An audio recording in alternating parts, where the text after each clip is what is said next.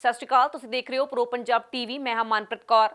Delhi high court ਦੇ ਵੱਲੋਂ ਕੇਂਦਰ ਸਰਕਾਰ ਨੂੰ ਝਾੜ ਪਾਈ ਗਈ ਹੈ। ਦਿੱਲੀ ਹਾਈ ਕੋਰਟ ਨੇ ਕਿਹਾ ਹੈ ਕਿ ਹਰ ਹੀਲੇ ਦੇ ਵਿੱਚ ਕੇਂਦਰ ਸਰਕਾਰ ਦਿੱਲੀ ਨੂੰ 700 ਮੀਟ੍ਰਿਕ ਟਨ ਆਕਸੀਜਨ ਸਪਲਾਈ करे, क्योंकि लगातार दिल्ली ਦੇ ਵਿੱਚੋਂ ਅਜਿਹੀਆਂ ਤਸਵੀਰਾਂ ਸਾਹਮਣੇ ਆ ਰਹੀਆਂ ਨੇ ਜਿੱਥੇ ਕਿ ਲੋਕ ਆਕਸੀਜਨ ਦੀ ਘਾਟ ਦੇ ਕਾਰਨ ਮਰ ਰਹੇ ਨੇ। ਕੋਈ ਹਸਪਤਾਲ ਦੇ ਬਾਹਰ ਹੀ ਆਕਸੀਜਨ ਦੀ ਵੇਟ ਕਰ ਰਿਹਾ। ਇਸੇ ਵਿਚਾਲੇ ਹੀ ਹੁਣ ਦਿੱਲੀ ਹਾਈ ਕੋਰਟ ਦੇ ਵੱਲੋਂ ਕੇਂਦਰ ਸਰਕਾਰ ਨੂੰ ਝਾੜ ਪਾਈ ਗਈ ਹੈ ਤੇ ਨਾਲ ਦੀ ਨਾਲ ਹੀ ਕਾਰਨ ਦੱਸੋ ਨੋਟਿਸ ਵੀ ਜਾਰੀ ਕੀਤਾ ਗਿਆ ਕਿ ਤੁਸੀਂ ਅਜਿਹਾ ਕਿਉਂ ਕਰ ਰਹੇ ਹੋ। ਲੋਕ ਤੁਹਾਡੇ ਸਾਹਮਣੇ ਮਰ ਰਹੇ ਨੇ ਪਰ ਫਿਰ ਵੀ ਆਕਸੀਜਨ ਦੀ ਸਪਲਾਈ ਦਿੱਲੀ ਨੂੰ ਨਹੀਂ ਹੋ ਰਹੀ, ਜਿਸ ਨੂੰ ਦੇਖਦੇ ਹੋਏ ਦਿੱਲੀ ਹਾਈ ਕੋਰਟ ਦੇ ਵੱਲੋਂ ਕੇਂਦਰ ਸਰਕਾਰ ਨੂੰ ਨੋਟਿਸ ਜਾਰੀ ਕੀਤਾ ਗਿਆ ਹੈ। ਕਾਰਨ ਦੱਸੋ ਨੋਟਿਸ ਜਵਾਬ ਮੰਗਿਆ ਕਿ ਅਜਿਹਾ ਕਿਉਂ ਹੋ ਰਿਹਾ ਤੇ ਨਾਲ ਦੀ ਨਾਲ ਹੀ ਦਿੱਲੀ ਹਾਈ ਕੋਰਟ ਨੇ ਆੜੇ ਹੱਥੀ ਲੈਂਦੇ ਹੋਏ ਕੇਂਦਰ ਸਰਕਾਰ ਨੂੰ ਇਹ ਵੀ ਕਿਹਾ ਕਿ ਤੁਸੀਂ ਸ਼ਤਰਮੁਰਗ ਵਾਂਗ ਆਪਣਾ ਸਿਰ ਰੇਤ 'ਚ ਦਬਾ ਸਕਦੇ ਹੋ ਪਰ ਅਸੀਂ ਅਜਿਹਾ ਨਹੀਂ ਕਰ ਸਕਦੇ।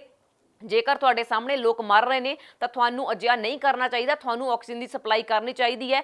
ਤਾਂ ਲਗਾਤਾਰ ਖਬਰਾਂ ਸਾਹਮਣੇ ਆ ਰਹੀਆਂ ਨੇ ਕਿ ਦੇਸ਼ ਦੇ ਵਿੱਚ ਆਕਸੀਜਨ ਦੀ ਸਪਲਾਈ ਦੇ ਕਾਰਨ ਮਰੀਜ਼ਾਂ ਦੀ ਜਾਨ ਜਾ ਰਹੀ ਹੈ। ਇਸੇ ਵਿਚਾਲੇ ਹੀ ਹੁਣ ਦਿੱਲੀ ਹਾਈ ਕੋਰਟ ਨੇ ਕੇਂਦਰ ਸਰਕਾਰ ਨੂੰ ਕਾਰਨ ਦੱਸੋ ਨੋਟਿਸ ਜਾਰੀ ਕੀਤਾ ਤੇ ਇੱਥੋਂ ਤੱਕ ਕਹਿ ਦਿੱਤਾ ਕਿ ਕਿਉਂ ਨਾ ਤੁਹਾਡੇ ਖਿਲਾਫ ਅਦਾਲਤੀ ਮਾਣਹਾਨੀ ਦੀ ਕਾਰਵਾਈ ਕੀਤੀ ਜਾਵੇ, ਕਿਉਂਕਿ ਸੁਪਰੀਮ ਕੋਰਟ ਦੇ ਵੱਲੋਂ ਵੀ ਪਹਿਲਾਂ ਹੀ ਕੇਂਦਰ ਸਰਕਾਰ ਨੂੰ ਹਦਾਇਤਾਂ ਜਾਰੀ ਕੀਤੀਆਂ ਸਨ ਕਿ ਆਕਸੀਜਨ ਦੀ ਸਪਲਾਈ ਹੋਣੀ ਚਾਹੀਦੀ ਹੈ। ਇਸੇ ਵਿਚਾਲੇ ਹੀ ਹੁਣ ਦਿੱਲੀ ਹਾਈ ਕੋਰਟ ਦੇ ਵੱਲੋਂ ਵੀ ਇਹ ਆਦੇਸ਼ ਜਾਰੀ ਕਰ ਦਿੱਤੇ ਗਏ ਨੇ ਤੇ ਨਾਲ ਦੀ ਨਾਲ ਹੀ ਜਵਾਬ ਵੀ ਮੰਗਿਆ ਤੇ ਜਵਾਬ ਦਾਵਾ ਦੇਣ ਦੇ ਲਈ ਪਿਊਸ਼ ਗੋਇਲ ਤੇ ਸੁਮਿਤਾ ਡਾਵਰਾ ਨੂੰ ਅਦਾਲਤ 'ਚ ਰਹਿਣ ਦੀ ਵੀ ਹਦਾਇਤ ਦਿੱਤੀ ਗਈ ਹੈ ਕਿ ਜਦੋਂ ਜਵਾਬ ਦਿੱਤਾ ਜਾਵੇ ਤਾਂ ਇਹ ਕੇਂਦਰ ਦੇ ਸੀਨੀਅਰ ਅਧਿਕਾਰੀ ਵੀ ਉੱਥੇ ਮੌਜੂਦ ਹੋਣੇ ਚਾਹੀਦੇ ਨੇ ਜਿਨ੍ਹਾਂ ਦੇ ਵੱਲੋਂ ਜਵਾਬ ਦਿੱਤਾ ਜਾਵੇ ਕਿ ਅਜਿਹਾ ਕਿਉਂ ਹੋ ਰਿਹਾ ਕਿ ਦਿੱਲੀ ਦੇ ਵਿੱਚ ਆਕਸੀਜਨ ਦੀ ਘਾਟ ਮਹਿਸੂਸ ਕੀਤੀ ਜਾ ਰਹੀ ਹੈ ਤੇ ਲੋਕਾਂ ਦੀ ਜਾਨ ਜਾ ਰਹੀ ਹੈ। ਦੱਸ ਦਈਏ ਕਿ ਇੱਕ ਹਸਪਤਾਲ ਦੇ ਵੱਲੋਂ ਪਟੀਸ਼ਨ ਦਾਇਰ ਕੀਤੀ ਗਈ ਸੀ ਜਿਸ ਤੇ ਕਿ ਸੁਣਵਾਈ ਹੋਈ ਹੈ ਤੇ ਇਸ ਸੁਣਵਾਈ ਦੇ ਦੌਰਾਨ ਹੀ ਦਿੱਲੀ 'ਚ ਆਕਸੀਜਨ ਦੀ ਕਿੱਲਤ ਤੇ ਕੇਂਦਰ ਨੂੰ ਚੇਤਾਵਨੀ ਦਿੱਤੀ ਗਈ ਹੈ, ਫਟਕਾਰ ਲਗਾਈ ਗਈ ਹੈ ਕਿ ਦਿੱਲੀ ਨੂੰ ਹਰ ਹੀਲੇ 700 ਮੀਟ੍ਰਿਕ ਟਨ ਆਕਸੀਜਨ ਦੀ ਸਪਲਾਈ ਹੋਵੇ ਤਾਂ ਜੋ ਕਿ ਲੋਕਾਂ ਦੀ ਜਾਨ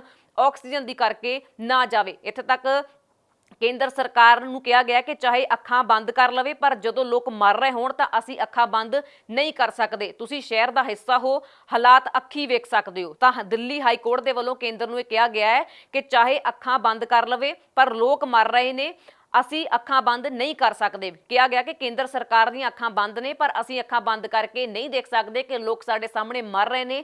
ਜਾਗਣ ਦਾ ਸਮਾਂ ਹੈ ਕਿ ਲੋਕਾਂ ਨੂੰ ਆਕਸੀਜਨ ਦੀ ਘਾਟ ਮਹਿਸੂਸ ਨਾ ਹੋਵੇ।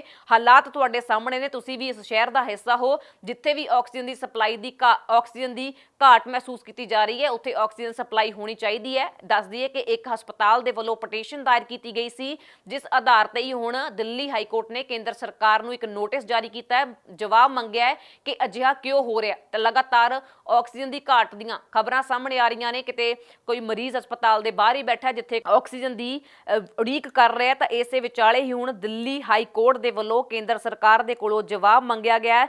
ਸਖਤ ਲਫ਼ਜ਼ਾਂ ਦੇ ਵਿੱਚ ਕੇਂਦਰ ਸਰਕਾਰ ਨੂੰ ਫਟਕਾਰ ਲਗਾਈ ਗਈ ਹੈ ਕਿ ਅੱਜ ਪੂਰਾ ਦੇਸ਼ ਆਕਸੀਜਨ ਲਈ ਰੋ ਰਿਹਾ ਹੈ। ਦਿੱਲੀ 'ਚ ਵੀ ਆਕਸੀਜਨ ਦੀ ਕਮੀ ਲੋਕਾਂ ਦੇ ਲਈ ਜਾਨ ਦਾ ਖਤਰਾ ਬਣੀ ਹੋਈ ਹੈ। ਇਸ ਕਾਰਨ ਤੁਸੀਂ ਇੰਨੇ ਅਸੰਵੇਦਨਸ਼ੀਲ ਕਿਵੇਂ ਹੋ ਸਕਦੇ ਹੋ। ਤਾਂ ਦਿੱਲੀ 'ਚ ਆਕਸੀਜਨ ਦੀ ਕਿੱਲਤ ਤੇ ਕੇਂਦਰ ਨੂੰ ਚੇਤਾਵਨੀ ਦਿੱਤੀ ਗਈ ਹੈ ਦਿੱਲੀ ਹਾਈ ਕੋਰਟ ਦੇ ਵੱਲੋਂ ਤੇ ਕਿਹਾ ਗਿਆ ਹੈ ਕਿ ਹਰ ਹੀਲੇ 700 ਮੀਟ੍ਰਿਕ ਟਨ ਆਕਸੀਜਨ ਦੀ ਸਪਲਾਈ ਕੀਤੀ ਜਾਵੇ ਤਾਂ ਜੋ ਕਿ ਲੋਕਾਂ ਦੀਆਂ ਜਾਨਾਂ ਨੂੰ ਬਚਾਇਆ ਜਾ ਸਕੇ, ਕਿਉਂਕਿ ਲਗਾਤਾਰ ਦੇਸ਼ ਦੇ ਵਿੱਚ ਕਰੋਨਾ ਵਾਇਰਸ ਦੇ ਕੇਸਾਂ ਦੀ ਗਿਣਤੀ ਵੱਧਦੀ ਜਾ ਰਹੀ ਹੈ। ਰੋਜ਼ਾਨਾ ਹੀ 3 ਲੱਖ ਤੋਂ ਵੱਧ ਕਰੋਨਾ ਵਾਇਰਸ ਦੇ ਕੇਸ ਸਾਹਮਣੇ ਆ ਰਹੇ ਨੇ ਜਿਸ ਕਾਰਨ ਲੋਕਾਂ ਨੂੰ ਆਕਸੀਜਨ ਦੀ ਘਾਟ ਵੀ ਮਹਿਸੂਸ ਹੋ ਰਹੀ ਹੈ। ਤੇ ਹੁਣ ਦਿੱਲੀ ਦੇ ਵਿੱਚ ਦਿੱਲੀ ਹਾਈ ਕੋਰਟ ਨੇ ਕੇਂਦਰ ਨੂੰ ਫਟਕਾਰ ਲਗਾਈ ਹੈ ਕਿ ਤੁਸੀਂ ਲੋਕਾਂ ਨੂੰ ਮਰਨ ਦੇ ਲਈ ਨਹੀਂ ਛੱਡ ਸਕਦੇ, ਤੁਹਾਨੂੰ ਦੇਖਣਾ ਪਵੇਗਾ, ਲੋਕਾਂ ਦੀ ਜਾਨ ਦੀ ਪਰਵਾਹ ਕਰਨੀ ਪਵੇਗੀ ਤਾਂ ਜੋ ਕਿ ਲੋਕਾਂ ਦੀਆਂ ਜਾਨਾਂ ਨੂੰ ਬਚਾਇਆ ਜਾ ਸਕੇ। ਤੇ ਕਾਰਨ ਵੀ ਮੰਗਿਆ, ਜਵਾਬ ਮੰਗਿਆ ਹੈ ਕੇਂਦਰ ਸਰਕਾਰ ਦੇ ਕੋਲੋਂ ਕਿ ਤੁਸੀਂ ਅਜਿਹਾ ਕਿਉਂ ਕਰ ਰਹੇ ਹੋ।